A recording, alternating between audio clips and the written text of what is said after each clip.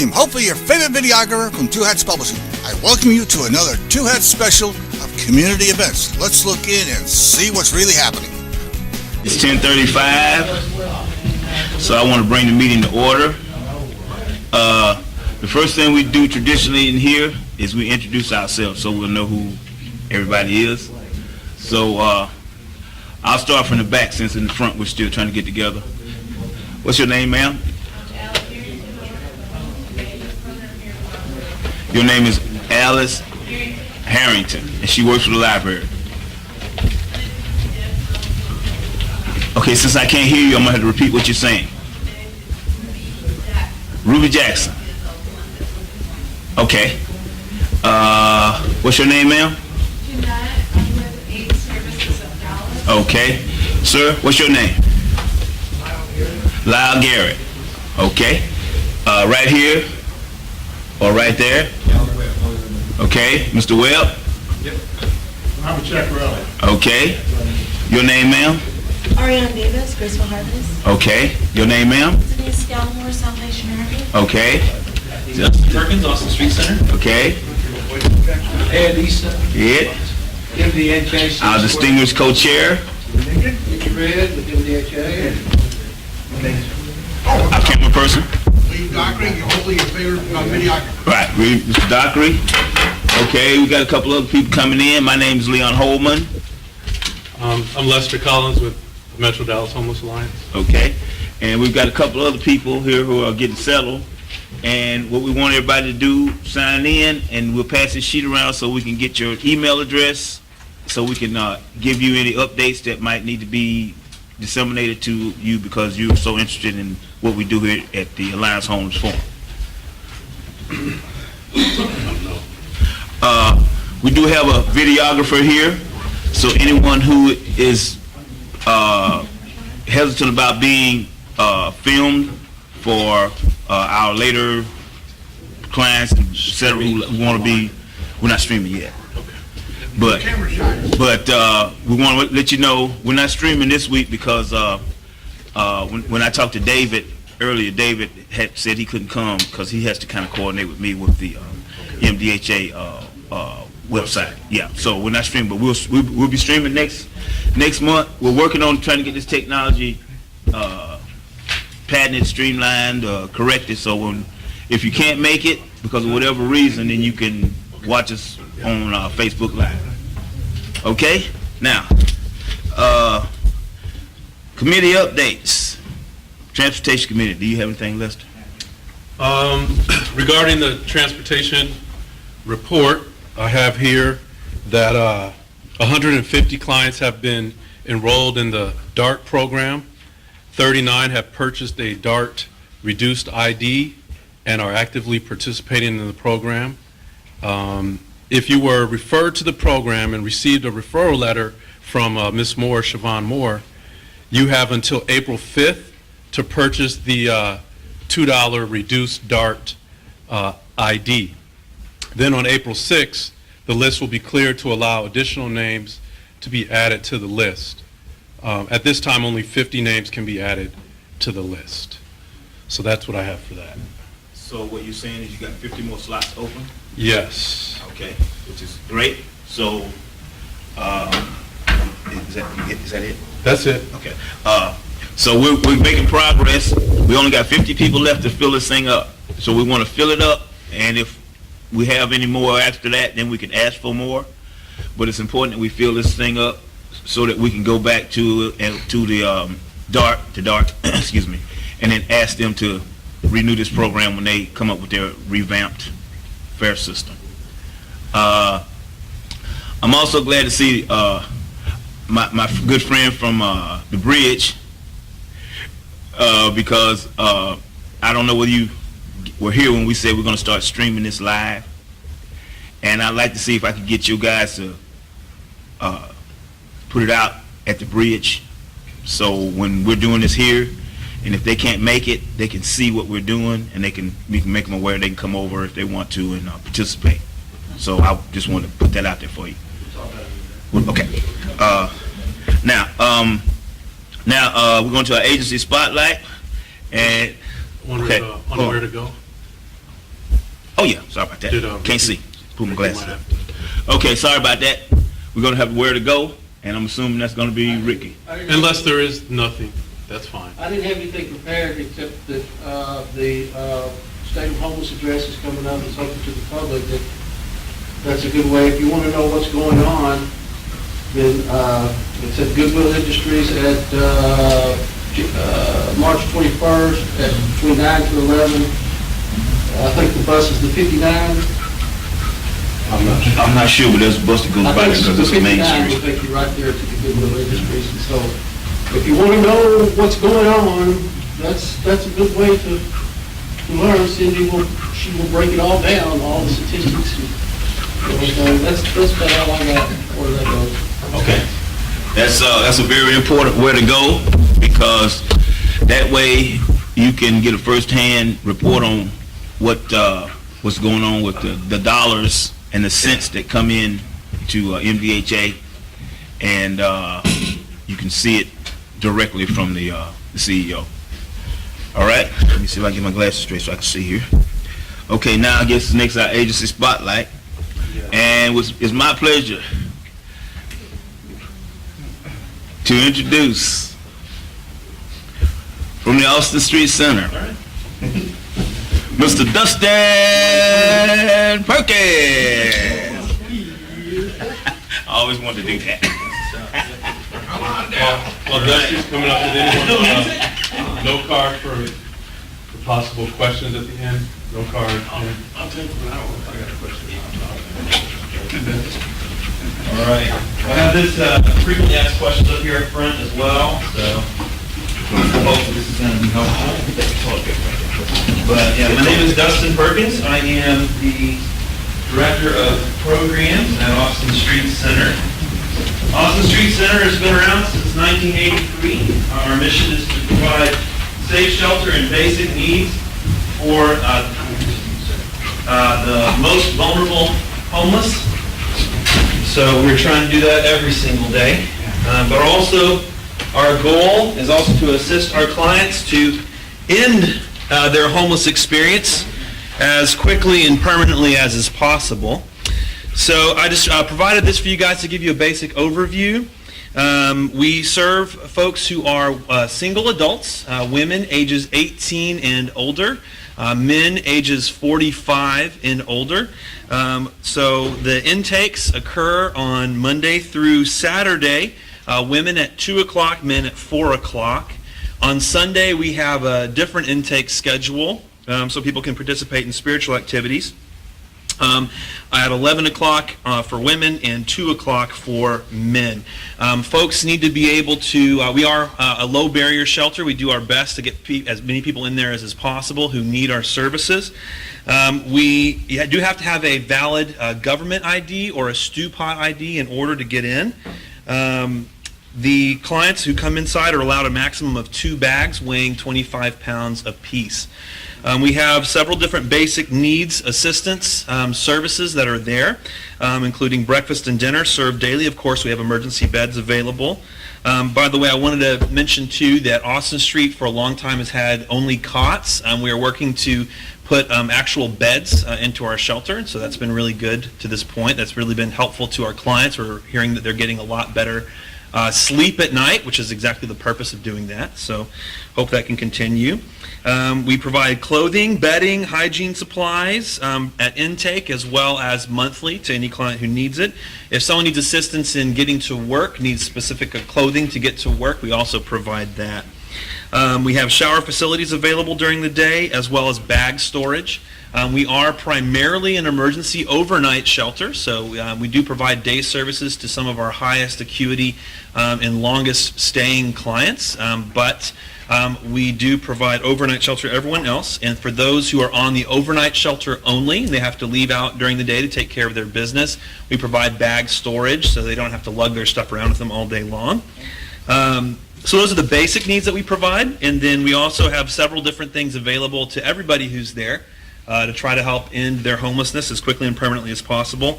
Austin Street is originally a faith-based agency. However, we do not we do provide spiritual enrichment services, Bible studies, church on Sunday, that kind of stuff. but we do not require engagement in any kind of spiritual activity to receive any kind of services. It's always optional for anybody who's there. It's also available to people of any faith or no faith, whatever the person needs. Our goal with that is just to try to provide as much encouragement and hope as is possible to somebody going through a really difficult time, such as homelessness. We provide housing-focused case management 6 days a week, Monday through Saturday, to everybody who is in the shelter. Education and Employment Center to assist people to find felony-friendly jobs, as well as continuing education. A computer lab open Monday through Friday. We actually now have on-site mental health care through Integrated Psychotherapeutic Services, IPS. They're there, they actually have an office at our facility Monday through Friday for 35 hours a week to provide psychiatric care. MetroCare Service is also there on Thursday nights. For medical health care, Parkland Homes helps us out every single week, 3 days a week, with their van on site. We also have substance use recovery through AA and NA meetings, weekly benefits navigation for food stamps, Medicare, Medicaid, and personal ID. And then last of all, we actually got a lot more into this year. We have a client assistance fund, so if there is any need for very quick, short-term, usually relatively small costs related to obtaining employment or moving into housing, then our goal is to provide that as quickly as possible. So anyway, this and much more is available. It's only just kind of a snippet of what's available at Austin Street. And so like I said, we are committed to try to provide the best services we can to help our clients end their homeless experience as quickly and permanently as possible. So our address is there at the bottom, as well as our website. If you need us, come and see us. We'd be glad to work with you. Do we take questions now? We do. So are there any questions about Austin Street Center? Ken Webb. So a question about your education and employment. Yeah. Is the education focused on working toward an equivalent degree or the job readiness skills? Sure. Great question. Kind of all of the above. We do have we have some that are focused entirely on employment. We have pre-employment classes, which are intended to assist with resume writing and job search process, that kind of stuff. We also have post-employment classes, job support groups. We also have one that's actually called post-employment, where a outside community volunteer comes in who's I think he's an HR professional who comes in and teaches people about here's what you can encounter in the workplace, kind of help to normalize the regular frustrations that folks experience in the workplace, try to help them cope with that. And so there are those employment-focused classes. But then we also have several educational classes available, mostly to our clients who have high acuity or extremely long stays, who are not likely to resolve their homelessness on their own. And so we have different classes there. We have a life skills for vocational success. We have things as varied as yoga and exercise to therapeutic process groups to all those kinds of things. A lot of different group classes are available to those who are on our programs. And programs are generally, again, available to folks who have high levels of need or who are long stayers and unlikely to resolve without additional assistance. Does that answer your question, Ken? Robert, How you doing? what's up? Hey, man. You don't talk about some of the bad things. Like, you still throw out clothes. Well, I usually don't talk about bad things on an FAQ, but yeah, bring it on. What's up? I mean, I'm just saying. Yeah. You know, you still throw out clothes that don't show up the next night or what? That's correct. Yeah. So if somebody puts their bags in, can I respond? No. Well, I'd like for the benefit of everybody else, I'll go ahead and respond. So the deal is we have 406 folks who are with us on a nightly basis, and so we do provide that bag storage. We do ask that they check in on a daily basis because we just simply do not have enough room to hold it for any longer. We try to provide as much grace as we can. If we've got space, we'll use it. We're not going to throw someone's stuff away. We understand it's very traumatic to lose your belongings. If someone's in the hospital, we provide additional time to be able to hang on to their belongings. And I'll tell you right now, I say right here, the rule is 2 bags, each weighing a maximum of 25 pounds. But we provide a lot of grace to a lot of folks to have more things or whatever as they need it. So we do our best to be as gracious as we They can. don't show up the following night. Mm-hmm. What do you do with the clothes? If we have space, we'll hang on to it. If we don't have space and somebody else who's actually staying there needs it, we have to discard the clothing, yeah. But if someone comes back after the clothing has been discarded, then we'll let them visit our clothing room and see what we can do to replenish what they've lost. Yeah, great question. Yeah, Continuing on that subject, yeah. when it gets down to that point where you have to discard the clothing, Yeah. is there somebody to go through the stuff to see if there's any documentation in there that you might hold on to that, birth certificate or those types of things that you could actually hold on to the documentation? Man, Ricky, that's a great question, and I wish I had a better answer for you. I am not 100% sure what the process is with discarding the clothing, and I will look into that and get you an answer. It happened Great to me question. at the Union Gospel Mission. Yeah. I wasn't able to get back, and so, but there was somebody that went through my stuff and got my birth certificate. Mm-hmm. And when I came back, clothes can be replaced. It's not that big a deal. Right. But he was like, I got your birth certificate. Oh, thank you. I was like, thank you. Yeah. Birth certificate. So, Well, I appreciate that question, and I will get an answer back to you specifically. I can tell you that if we receive critical documents through our mail process, we do hang on to those indefinitely because we know how important it is to not lose your critical documentation. I don't want to be untruthful and tell you something that's not true, so I do want to look into that to make sure I'm telling you the right answer. And then if we can either through you or I can return or something like that get an answer back to this body, I want to make sure to do that because that's a great question. I want to make sure I give you the right answer. Cool. Thank you. Great. Anybody else have any questions? Thanks. Well, hey, thank you guys so much for your time and letting me present on what we do. If there's any of you all who are experiencing homelessness who, are looking for a way out, we'd love to be able to be a part of that solution for you. So, thank you very much. Well, we don't have to necessarily go in the order that's on the agenda, but we sure can. But while the next shelter is preparing, thank you again, Dustin. Thank you so much. I wanted to mention the homeless helpline number, that it's, as far as I know, up and running. And the number is 1-888. This is the homeless helpline number, 1-888-411-6802. That's 1-888-411-6802. Should I repeat that for anyone, the homeless helpline number? And the note with it is just that all homeless neighbors may call the number when assistance is needed. It's not a crisis line, but if you're an individual, the number will direct you to the bridge for assistance. If you're a family, then press 3 after you've dialed the number, and Family Gateway will conduct an assessment of needs over the phone and provide assistance accordingly. That's the fairly new homeless helpline number. At this time, if the next shelter would come forward, either whoever so chooses to come, that's fine.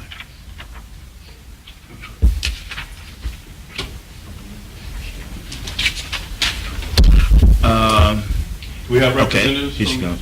I want to make this absolutely clear that when we have presenters up here, we have to engage in a civilized discourse.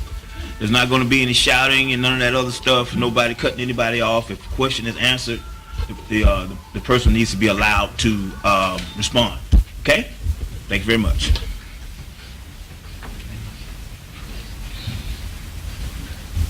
Good morning. My name is Denise Gallimore. I am from the Salvation Army, Carpy Collins Social Services Center, which is directly beside Parkland Hospital. I will speak directly to the shelter services as this is the homeless forum. And then on the back end, I'll just tell you about other services that are available within our facility. We currently have a men's shelter and a women's shelter. Our both shelters is age 18 and up, no sex offender, because we do have kiddos in the shelter. So we have the men's shelter, and we do homeless women and mothers with children, up to age 18, as long as they're in school. We start our intake in the afternoon at around 3 p.m. However, if you were there the night before and you have a bed, you have between 3 and 3:45 to be in. You could ask for exception of policy before you leave if you need to come in beyond that, but when you tend to come after that and we don't know, if someone new shows up for shelter, we will give them your bed. A while back, we stopped doing mats on the floor and we started to do beds. So if our beds are completely filled and a person has never been homeless before and they do show up, we will do mat space on the floor and refer them out the following morning. And typical to Austin Street, we have several programs on site that we offer to our clients, and we also have community partners that come in. So MetroCare comes in twice a week to do mental health services. Parkland Homes comes in once a week to do homeless services. SNAP comes there twice a week. We have Russell Brown, he does disability, so he'll come in once a week, and we have legal aid that comes in once a week also. We have case management services on site. The women's shelter in particular, we have a therapist on site, so we could help with a little bit of crisis intervention for the clients. So that would be the emergency component of our shelter. And we have what's called a transitional shelter, which are semi-private rooms or cubicles that we use. And for that, the clients are able to stay, on average, it's about 6 to 7 months, but they could stay as long as they're compliant within the programs for up to a year, sometimes a little beyond that, if we know that housing is readily available. Other services within the facility, we have a food pantry that's open 5 days a week.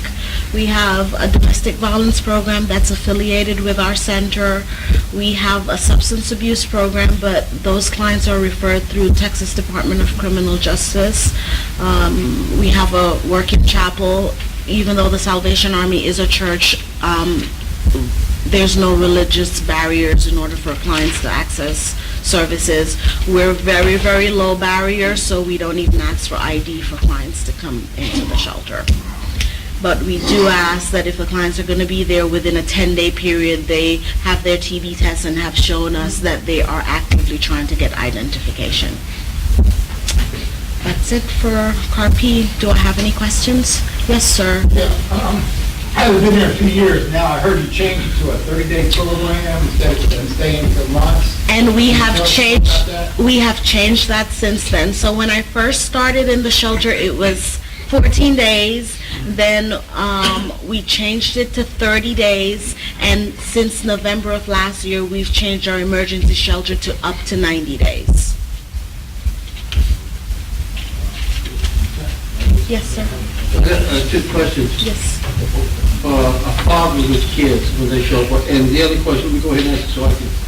The case management, does that include encouraging them to sign up for housing, what particular program that might be eligible for, and those kind of things? Okay, so the question for fathers with children, if they do come in, we have some space that we tend to use for overflow, and it's a temporary solution because we do not house fathers with children. Maybe about 5 years ago, we had a space that we used for fathers with children, but it wasn't being used on a regular basis, and so we found that the men's shelter just converted it to house about 6 additional male. So if a father shows up with a child, we will try and house them, but we would link them to either Dallas Life Foundation or a Family Gateway. If they have a vehicle, then we would try something in Fort Worth or something in Arlington just to get them housed. So that's what we typically do for a dad with children. And case management services, so all the clients, regardless of if they're in the emergency shelter or the transitional shelter, does have case management services. And yes, part of the case management services is we're trying to do a little bit of diversion, right? Do you really need to be in the shelter?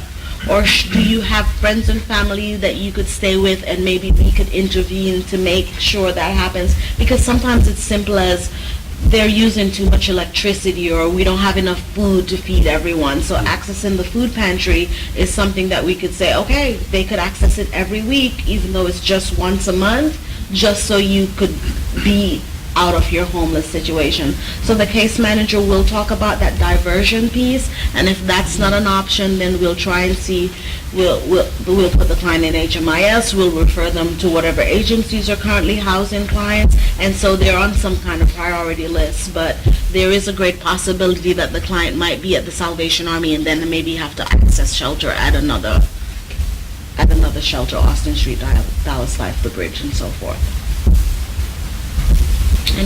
Any other questions?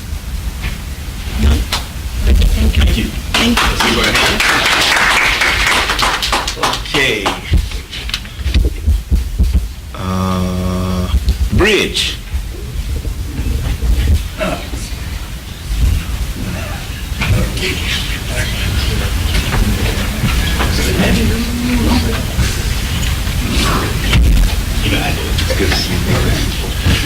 Hello. How are y'all doing? My name is Andrew Lomax. I am the Homeless Recovery Manager for our Intensive Case Management Team. I've been here many times, so I know the majority of everyone here. But kind of what we do, this is our 10-year anniversary of the Bridge being open this year. We are a low-barrier shelter. We do not require ID. The only thing we do require is we require a Bridge ID. That is given to you once a year. You have to fill out paperwork, consents, et cetera, and then you are given a Bridge ID after you bring proof of shelter. For many folks who are not staying in a shelter, we will issue a temporary ID, and you can get temporary IDs daily, but in order to get a permanent plastic copy of a Bridge ID, you just have to stay in shelter for one night. We have a lot of folks who, as you all know, who feel safer sleeping on the streets, necessarily do not like rules and curfews and things like that, and that's okay. We really encourage folks to stay in the shelter for at least one night so they can get that permanent Bridge ID, and then if folks feel more uncomfortable staying out in their tent, we try to encourage you to come in, but again, that's okay too. We're trying to meet you where you are. And so a lot of folks, they come in, they stay one night, they get that permanent ID, and they go back to their campsite or whatever the case may be. Things that we offer at the Bridge, we have case management services offered to everyone.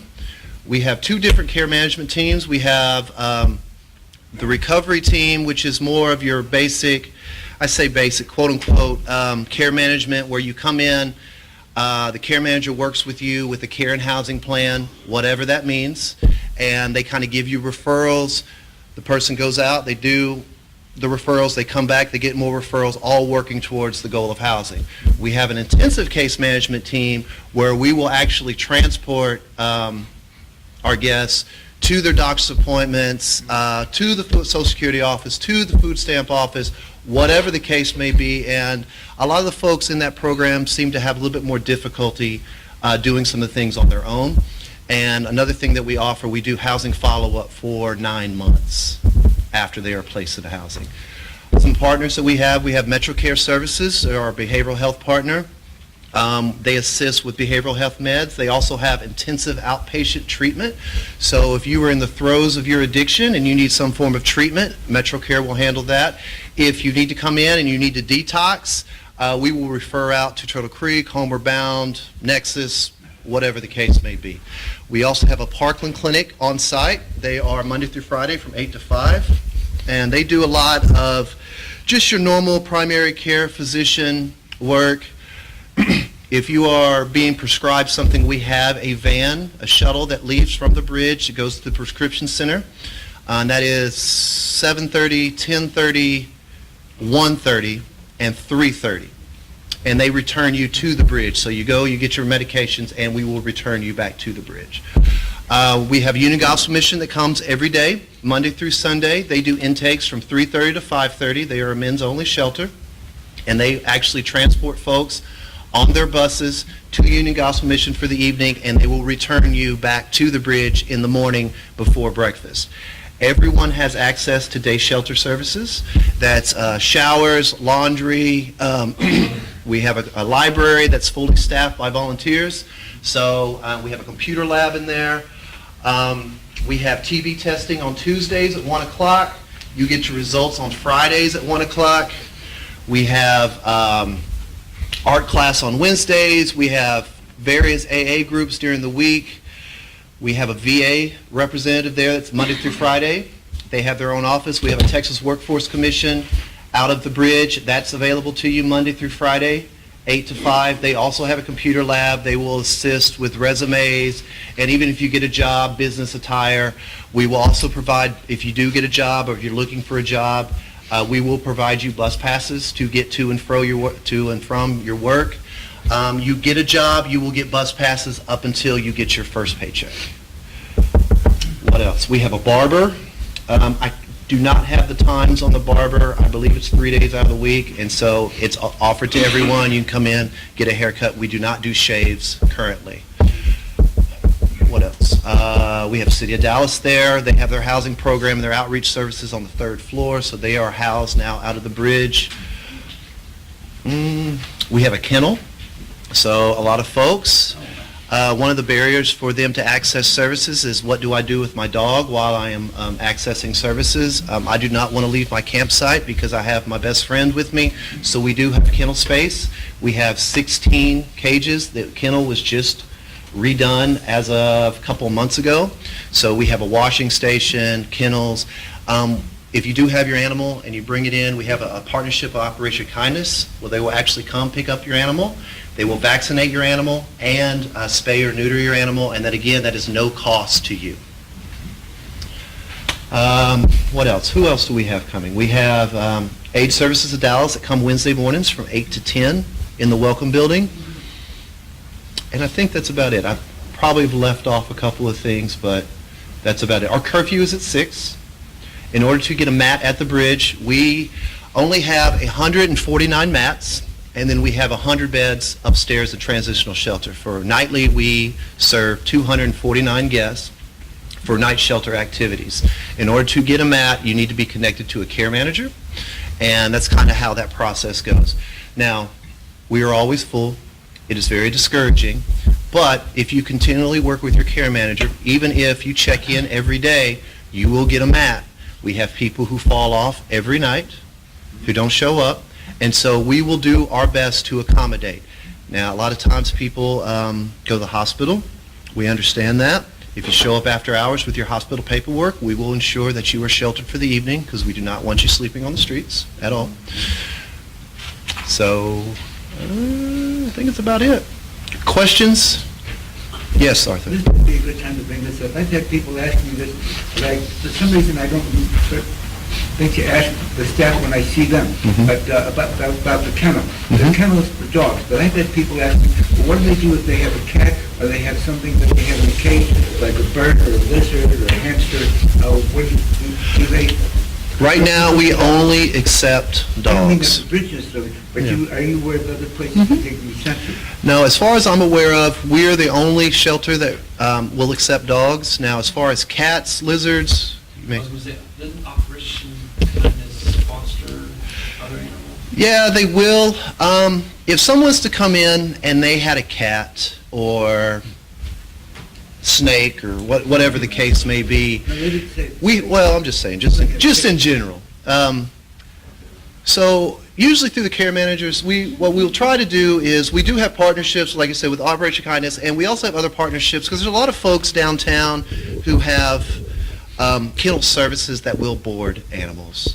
Because a lot of folks, especially when it comes to animals, they really want to help as well. So we'll figure it out. No, because you really don't want to have animals outdoors with cold weather either. That's correct. So they get sick real quick. But as of right now, we do not have the capacity to care for birds and lizards and stuff like The question that. was if you could be, if you had places that you could be referred to, that you're doing Yeah. now. We can figure it out. Okay, I mean, I just want to get the information Yeah. so I can pass it on. We can figure it out. Sure. Long story short, we'll figure it out. One way or another, we'll That's figure it out. wonderful. Any other questions? No questions, Robert? Yeah, okay. Well, But you're going to hurt my feelings, you don't ask me a question, Robert. now, during the flu situation, Yes. how was it there? How was the health there? Really, honestly, this year has seemed to be, I know the flu has been very bad this year, but really at the shelter-wide, I think we've been on our shelter, and I can't speak for y'all, but I think we've been pretty okay. I mean, last year was a lot worse than it was this year. This year, Parkland did set up, and they were giving flu shots for those who wanted to do the flu shots. So Parkland's been a very good partner in that because, that just increases ER visits, and plus it gets everybody else sick too. And so we have been very diligent in trying to ensure that happens. Now, one thing about the bridge and all the shelters, we do have a 24/7 cleaning team.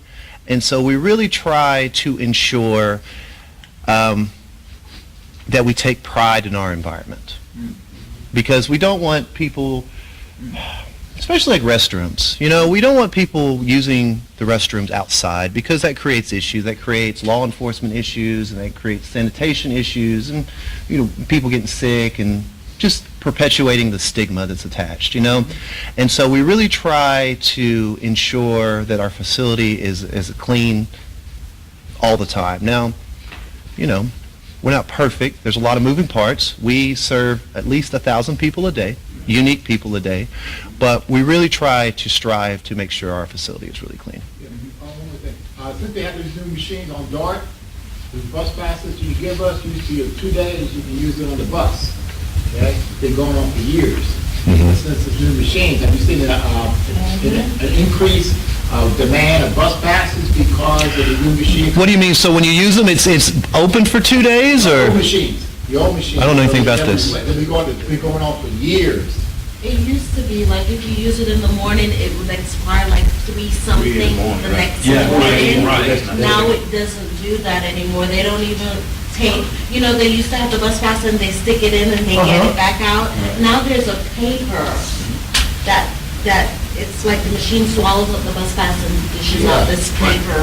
So it expires way earlier than So historically, it's been, if you use the bus pass, because our bus passes are blank, you put the bus pass in, it spits it out, and it says expires 3 a.m. or whatever. Incorrect. It doesn't do that anymore. In other words, it's good for 2 days. For some reason, those bus passes, you do it the next day, that same bus pass, it will work on the bus. Yes. I don't know. This is the first I'm hearing about it. That's been going on for years. What's wrong? Mr. Lomax, What's your problem? I'm just asking. well, what I'm trying to explain to you is you're starting to give me a problem. Don't ask me that, okay? But wait a minute. I have a right to speak, okay? Mr. Lomax represents the bridge, okay? So if we have questions concerning a DART pass, we need to get someone from DART over here to answer the question. Have you seen a surge of demand of bus passes and new machines are coming into effect? No, I haven't. I'm going to ask about it because this is the first I'm hearing about it, so I'm actually very curious. So, yeah. I'm in the same boat as you. We have not experienced an increase in demand, no. Yeah. But no. I haven't seen an increase in demand. I still get asked for like bus passes and stuff like that. We always try to refer people to the care managers for the bus pass, but a lot of us here are kind of catch-alls and stuff like that. So I'm not trying to ham anybody up for stuff. So, but that being said, I've had some of the same folks asking me for bus passes, and I haven't been told anything to the contrary of that. This is the first I'm hearing about it. So let me look into it. I'm just curious, just because it's something we need to know. But yeah, I haven't heard anything. I haven't had an email sent from DART or anyone else, and I haven't had anyone bring that to my attention. So. It's just a malfunction of DART where we took advantage of the bus passes the second day on one bus pass, we used for 2 days on the bus. I don't know. Right. If you want, I clarify, it never was good for 2 days. It was, if you bought a bus pass in the morning and your job lasted, you went to your job and your job went to 1 in the morning, then you would have the bus pass for that day, even though technically it is the next day at midnight. Yeah. So, but you bought the bus pass in the morning, you worked a 12-hour shift, and so you could get home at 1 o'clock in the morning, you would still have your bus pass that you bought that morning. So it never was good for 2 days. It's a technical issue of midnight being a next day. Well, historically, I've known that because, we have people work second shifts and they get off and they're able to use their bus pass. It's for, I think bus service is what closed down at 3, something like that. No. So it's been in the past, like if someone was working overnight, we would have to give them 2 bus passes because they need a bus pass to get there at night, and then when they get off in the morning, they would need to use it in the morning, that kind of stuff. But, yeah. Something that I use if they're going on, I use one bus pass for 2 days. And so if you get 5 bus passes, it's really good for 10 days on the bus. Yeah, fair enough. It was until they put the new machines. So you mentioned the AA program. Now, I know those programs can be great, help to a lot of people, but in some cases, folks who have addiction or other substance use disorders need medical kinds of treatment. Do you have a way to connect them with that, either with your folks that provide services on site or Yeah, the through referrals, and just to kind of, as far as, another thing I didn't bring up, you know, AA and NA is not for everybody, you know, and the groups that we have are AA affiliated groups, but they're usually dual diagnosis at the site now. But what we also have is we have certified peer specialists who work for us, and a lot of these, to become a certified peer specialist, you have to be either in recovery from drugs and alcohol, or you can be, you can have a diagnosis of bipolar or whatever the case may be, but you're taking your meds and you've gone through a course to become like a certified peer specialist. And so a lot of times a lot of folks don't feel comfortable in a group setting, but we do have one-on-one opportunities. Coming from me is one thing, we want to make sure you build a relationship with your care manager and stuff like that, but there may be things, I'm not naive to think that, people want to share everything with me, you know what I mean? And sometimes people, not just, everybody,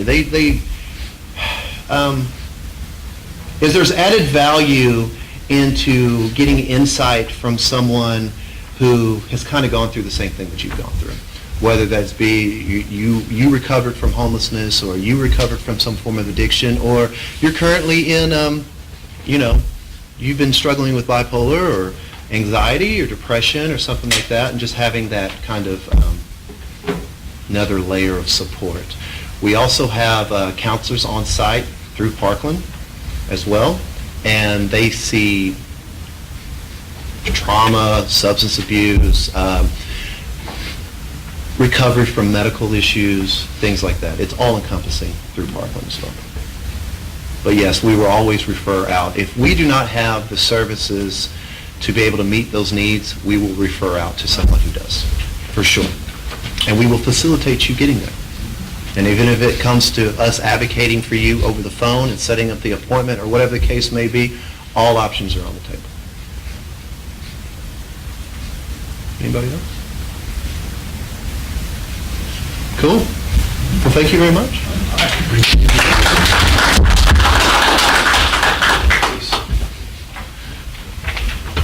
Okay,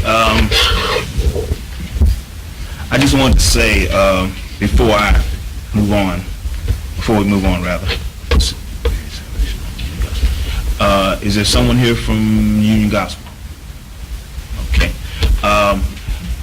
When I was homeless, I used Austin Street, Union Gospel, the Bridge, Salvation Army. And here in Dallas, we have a great resource base with the shelters that we have here. Because I have seen the progress that has been made since I was in these shelters 6-7 years ago. And Dallas is moving forward by making these services better. So we should be proud here in Dallas that we are actually having an impact on the homeless situation. Now, there's never going to be a zero homeless because, as Mr. Lomax said, there's a lot of moving parts involved. But here we are. When I go back to Jackson, Mississippi, and I stop there and visit, and I go back to Atlanta, and I stop there and visit, there's a difference in the way the services are administered there. So we have some excellent people here who are working hard to try to give as many resources as possible to people who are in homeless situations. Let's see. Where's Ricky? He stepped out. Okay. Did you have something you want to say? Since you mentioned Atlanta, there was something on the news a few days ago where they found a man dead on a loading dock in Atlanta. He wasn't wearing a shirt or shoes. Yeah, I think last month, I passed out those flyers where they had 11 people in Atlanta die between December 1st and January, the second, third week in January, they had 11 people die in Atlanta. due to exposure, homeless people.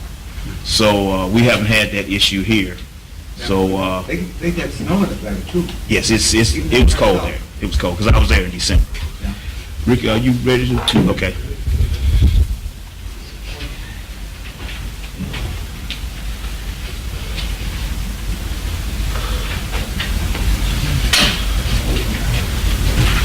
Hello, everyone.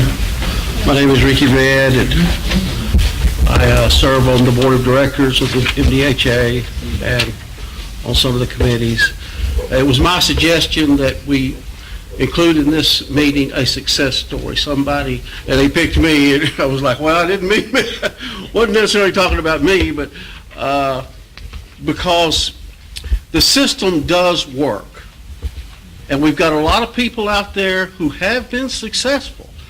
And I know it's easy to dwell on the negative part and say, well, you got all these people under the bridge and you got all these people in the shelters and they can't find housing. And so we know that the system isn't perfect. We know that. But it does work for a lot of people. There's lots of success stories. And I thought it would be a good idea to get somebody up here to tell their story and how they were successful to be an inspiration for other people. And so I'll tell my story. I became homeless in 2003. The reason why I became homeless is I suffered a severe spine injury and I couldn't work anymore, physical work. My line of work at that time was apartment maintenance. So I couldn't do that anymore. It was just too painful. Also, I had mental issues and had a problem with alcohol. And so all those things combined led to my homelessness. And so in April 2003, I became homeless. One of the first things that happened, now it's a long story, and I'm not going to share the whole story because it's a long story. But at the very beginning, in April 2003, I signed up with Metro Care Services. One of the first things that happened is my case manager there, James Waghorn, said, we're having this meeting over at the library. It's the Metro Dallas Homeless Alliance, and at that time it was just being formed. It was just getting started. And he says, it's open to the public, open to homeless people, and I'd like for you to come to it. And I was like, I don't know if I don't know. I don't think so. But and then he said it was, well, free coffee. I said, free coffee? I'm there. Because I didn't have any money and I love coffee. So I went to the very first meeting, and one of the things I realized from the very beginning was this is a good way for me to get some inside information, to get some information from the agencies so I can get myself out of this mess that I got myself into. And so I said, you know what, I'm going to make every meeting so I can gather as much information as I can to learn as much as I can so I can help myself. And so that's how I got started with the MDHA. And then over the years now, it has progressed to the point to where I've learned a lot of things and now I can help other people. So one of the things I'm going to mention that happened is that my story is a long list of failures, quite frankly. Failure after failure, getting my own place, not being successful, going back to the streets, back and forth, back and forth. And one of the things that happened to me at one point is I come to the conclusion that, you know what, this is not so bad. Being homeless is not so bad. You know, I don't have to put up with a boss breathing down my neck anymore. I don't have any responsibilities anymore. All I got to do now is just stand in line and do what I'm told. And the rest of the time is free. I can do whatever I want to. I can go to the library and study subjects I never studied before. And I got all this free time. And you know what? It's not as bad as I thought it was going to be. I got used to it. Then my conscience kicked in. And it said, this isn't right. This is not the way things are supposed to go. Everybody is giving me something all the time. I'm taking. I'm not supposed to be the one taking all the time. I'm supposed to be the one doing the giving. Not somebody else giving to me all the time. And then I got back on track and started working. And when I say success, I've had my own place now since January of 2015. That's a little more than 3 years. So I'm successful for the time being, but once you become homeless, it's always lurking that the fact that I may, again, become homeless, and that's one of the reasons why I do what I do with MDHA. I want to help people, that's true. I also want to help myself. I want to learn as much as I can and about housing programs so that if anything happens to me in my housing, I've got a backup plan. And I've got a backup to the backup plan. And I've got a backup to that because I don't want to go out there and be on the streets anymore. I do not want to be homeless anymore. And so that's pretty much it. Anybody got any questions? No? Good.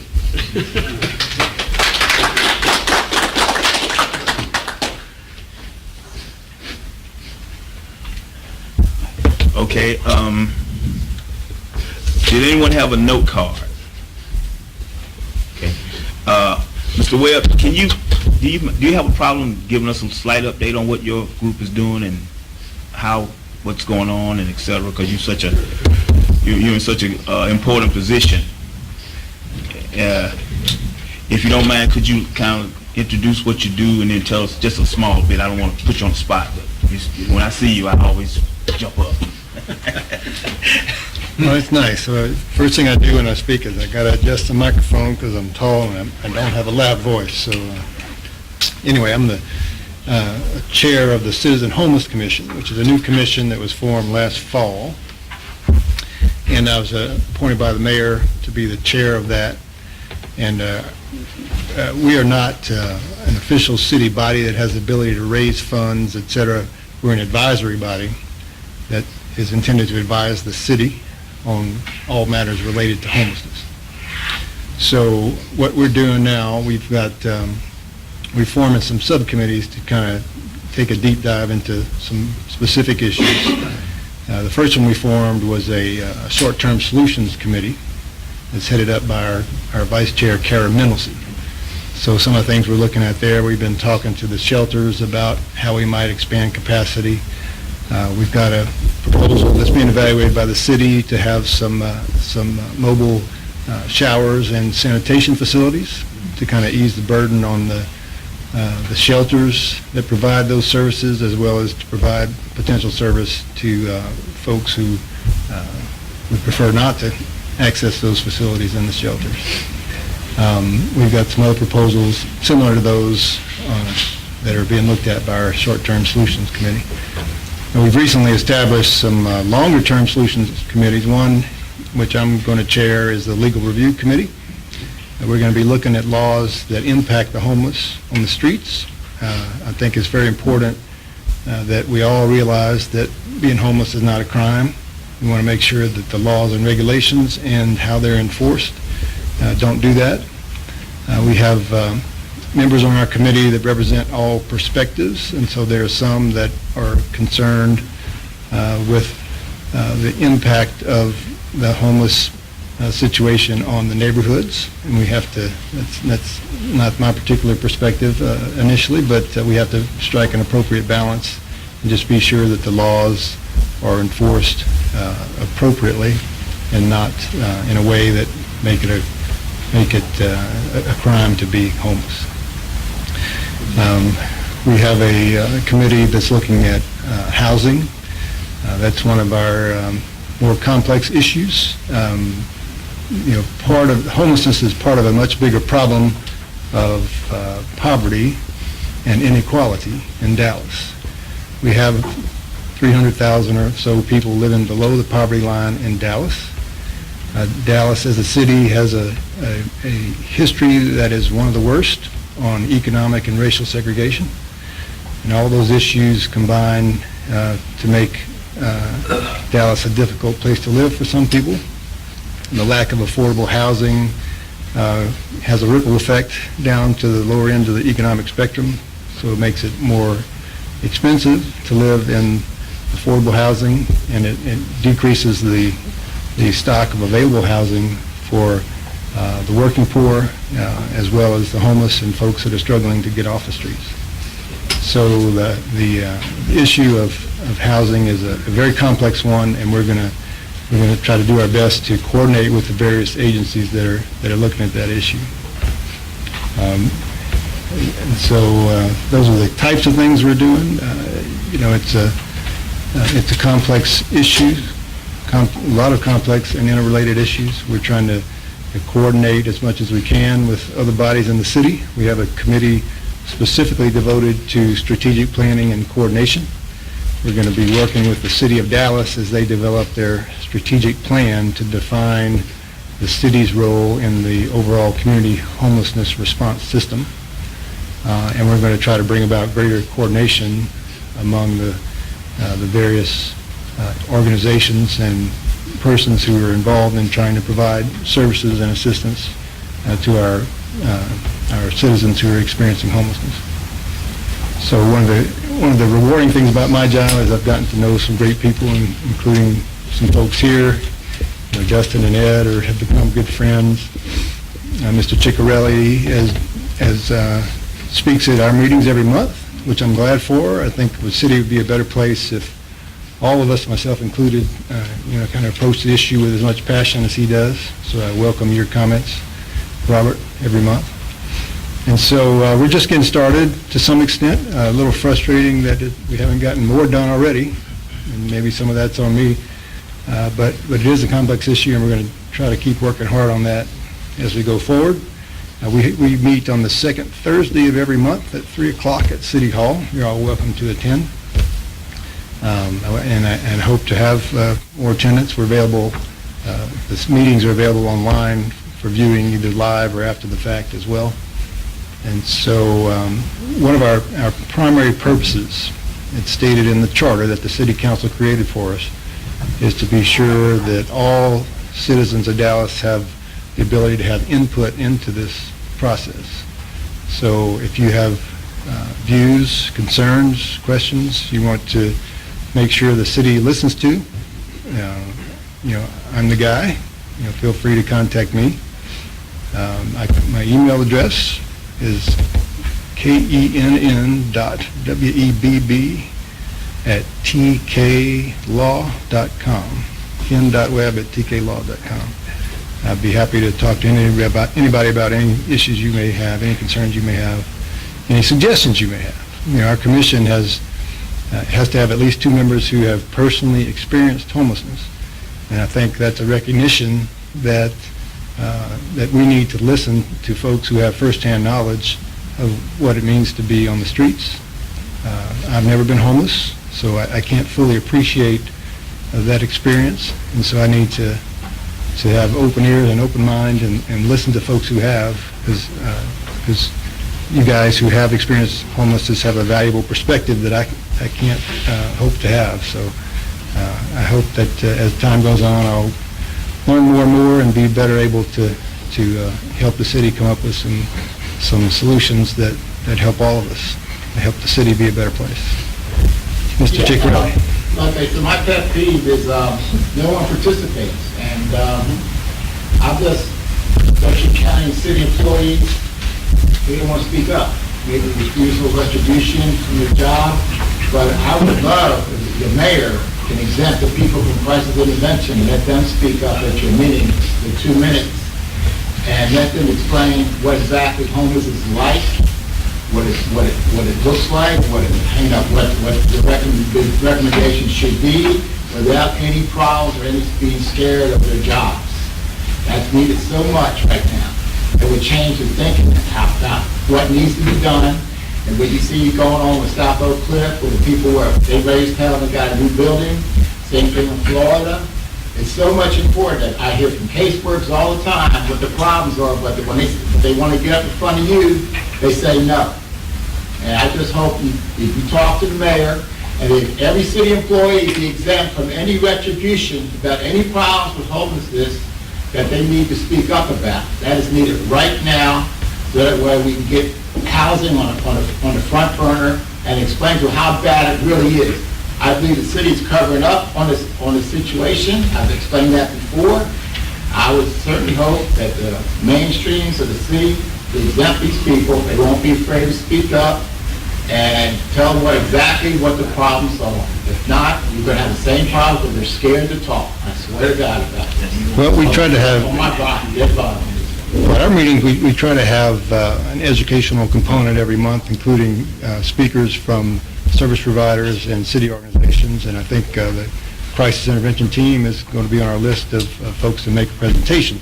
Now, I'm not aware that there's retribution, and frankly, I doubt that there's retribution within the city for folks speaking their mind on an issue. But I do believe we'll have some of the crisis intervention team folks speak at our meeting. As you know, they're used to be part of the police department now, and they're part of the Office of Homeless Solutions after the reorganization that City Manager Bodnack has implemented. Yeah, no, that's a... It's just a big issue that, I don't want to speak in county and city. You have 40 people at the county, nobody wants to speak up.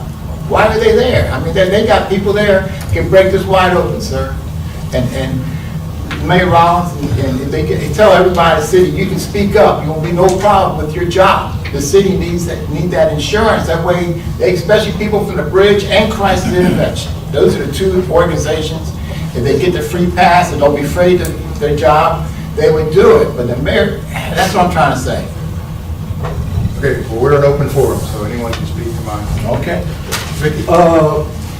Do y'all have any communication with our new chief of police, Renee, I think her name's Renee Hall? In particular, the panhandling situation downtown, she has told, I understand she has told the police to back off the panhandling ordinance some.